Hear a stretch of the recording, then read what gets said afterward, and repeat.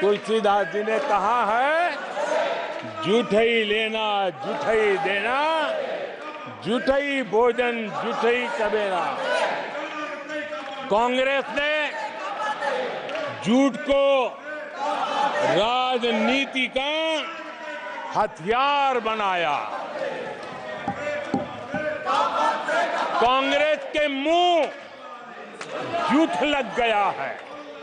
जैसे वो आदमखोर एनिमल होता है ना, जिसको लहू मुंह पे लग जाता है, वैसे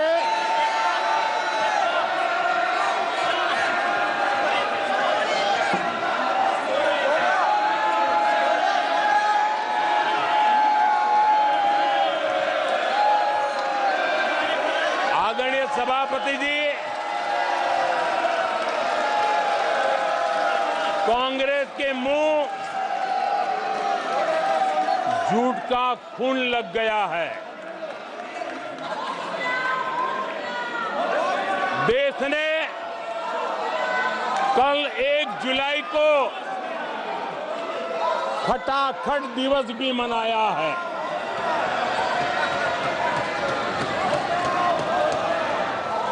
जुलाई को लोग अपने बैंक अकाउंट चेक कर रहे थे कि 8,500 रुपए आए कि नहीं आए। ये झूठ नैरेटिव का परिणाम देखिए। इसी चुनाव में कांग्रेस ने देशवासियों को गुमराह किया। माताओं बहनों को हर महीने 8,500 रुपये देने का झूठ। इन माताओं के बहनों के दिलों को जो चोट लगी है ना, वो श्राप बन करके ये कांग्रेस को तबाह करने वाली है। आदरणीय सभापति जी, ईवीएम को लेकर झूठ, संविधान को लेकर झूठ, आरक्षण को लेकर झूठ, उससे पहले राफेल को लेकर झूठ, HAL को लेकर के झूठ, LIC को लेकर के झूठ, बैंकों को लेकर झूठ, कर्मचारियों को भी भड़काने के प्रयास हुए। हौसला तो इतना बढ़ गया कि कल सदन को भी गुमराह करने का प्रयास हुआ। कल अग्निवीर को लेकर सदन में झूठ बोला गया। कल यहां भरपूर असत्य बोला गया कि MSP नहीं दिया जा रहा। अध्यक्ष जी, संविधान की गरिमा से खिलवाड़ ये सदन का दुर्भाग्य है। और अनेक बार लोकसभा में जीत करके आए लोग सदन की गरिमा के साथ खिलवाड़ करें, ये शोभा नहीं देता है। आदरणीय सभापति जी, जो दल 60 साल तक यहां बैठा है, जो सरकार के कामों को जानता है, जिसके पास अनुभवी नेताओं की श्रृंखला है, वे जब अराजकता के इस रास्ते पर चले जाएं, झूठ के रास्ते को चुन ले, तब देश गंभीर संकट की तरफ जा रहा है। इसका सबूत मिल रहा है। आदरणीय सभापति जी, सदन की गरिमा से खिलवाड़ ये हमारे संविधान निर्माताओं का अपमान है। इस देश के महापुरुषों का अपमान है। देश के लिए आजादी के लिए बलिदान देने वाले वीर सपूतों का अपमान है। और इसलिए आदरणीय सभापति जी, मैं जानता हूं आप बहुत सहृदयी हैं, आप उदार मन के मालिक हैं, आप संकट के समय भी हल्की फुल्की मीठी मुस्कान के साथ चीजों को झेल लेते हैं। लेकिन आदरणीय सभापति जी, अब जो हो रहा है, कल जो हुआ है, वो गंभीरता से लिए बिना संसदीय लोकतंत्र को हम रक्षित नहीं कर पाएंगे। आदरणीय सभापति जी, इन हरकतों को बालक बुद्धि कह करके, बालक बुद्धि मान करके हम नजरअंदाज नहीं करना चाहिए, कतई नजरअंदाज नहीं करना चाहिए। और मैं इसलिए कह रहा हूं कि इसके पीछे इरादे नेक नहीं है, इरादे गंभीर खतरे के हैं। और मैं देशवासियों को भी जगाना चाहता हूं। आदरणीय सभापति जी, इन लोगों का झूठ हमारे देश के नागरिकों की विवेक बुद्धि पर आशंका व्यक्त करता है। उनका झूठ देश के सामान्य विवेक बुद्धि पर एक तमाचा मारने की निर्लज्ज हरकत है। आदरणीय सभापति जी, ये हरकतें देश की महान परंपराओं पर तमाचा है। आदरणीय सभापति जी, इस सदन की गरिमा बचाने का बहुत बड़ी जिम्मेदारी आप पर है। सदन में शुरू हुई झूठ की परंपरा पर कठोर कार्रवाई करेंगे, ये देशवासियों की भी और इस सदन की भी अपेक्षा है।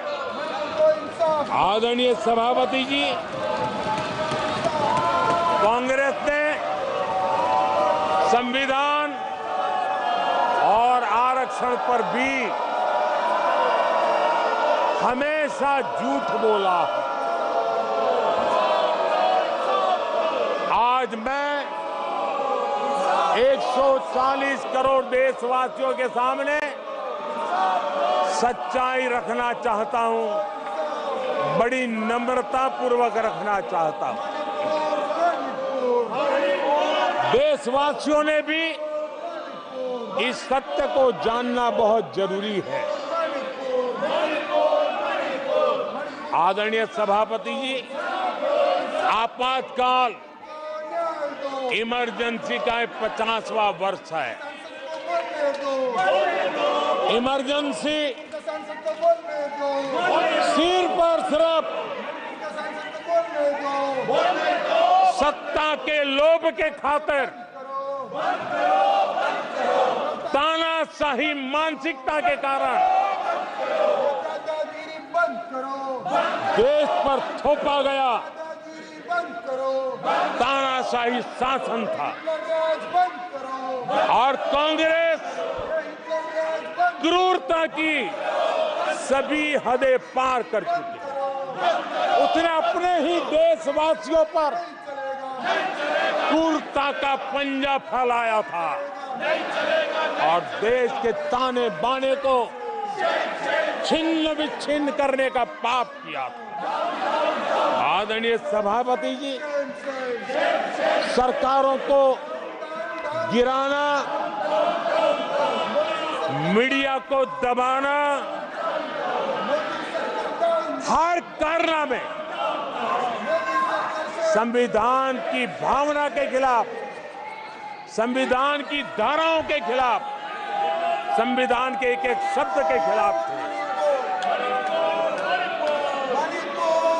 ये वो लोग हैं जिन्होंने प्रारंभ से देश के दलितों के साथ, देश के पिछड़ों के साथ घोर अन्याय किया है।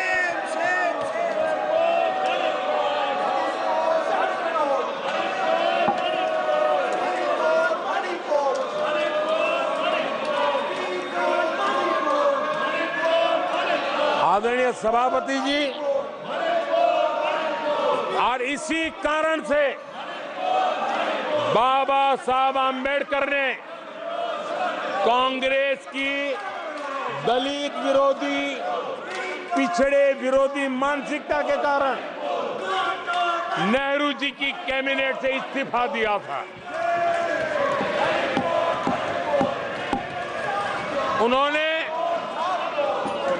पर्दाफाश किया था कि कैसे नेहरू जी ने दलितों, पिछड़ों के साथ अन्याय किया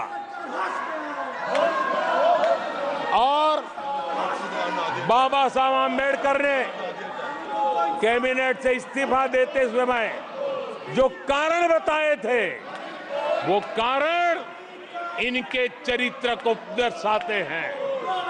बाबा साहब आम्बेडकर जी ने कहा था, मैं सरकार द्वारा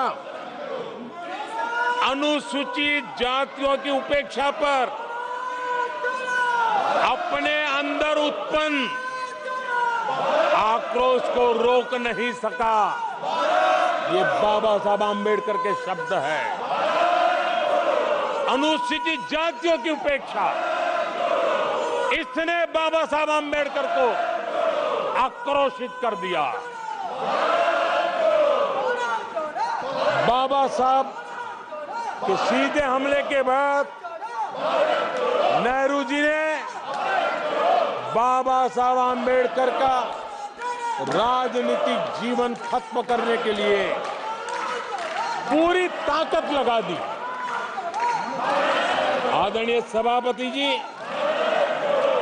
पहले षड्यंत्र पूर्वक बाबा साहब आम्बेडकर को चुनाव में हरवाया गया। आदरणीय सभापति जी, हराया इतना ही नहीं, उन्होंने बाबा साहब आम्बेडकर के इस पराजय की, उसका जश्न मनाया, खुशी मनाई और खुशी उन्होंने व्यक्त की। आदरणीय सभापति जी, एक पत्र में ये लिखित है इस खुशी का। आदरणीय सभापति जी, बाबा साहब की तरह ही दलित नेता बाबू जगजीवन राम जी को भी उनका हक नहीं दिया गया। इमरजेंसी के बाद जगजीवन राम जी का पीएम बनने की संभावना थी।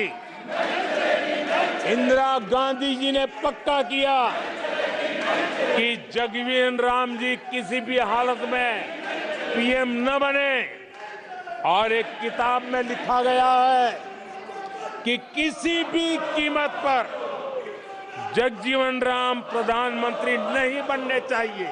உடனுக்குடன் செய்திகளை தெரிந்து கொள்ள சன் நியூஸ் பெல் ஐகானை கிளிக் பண்ணுங்க।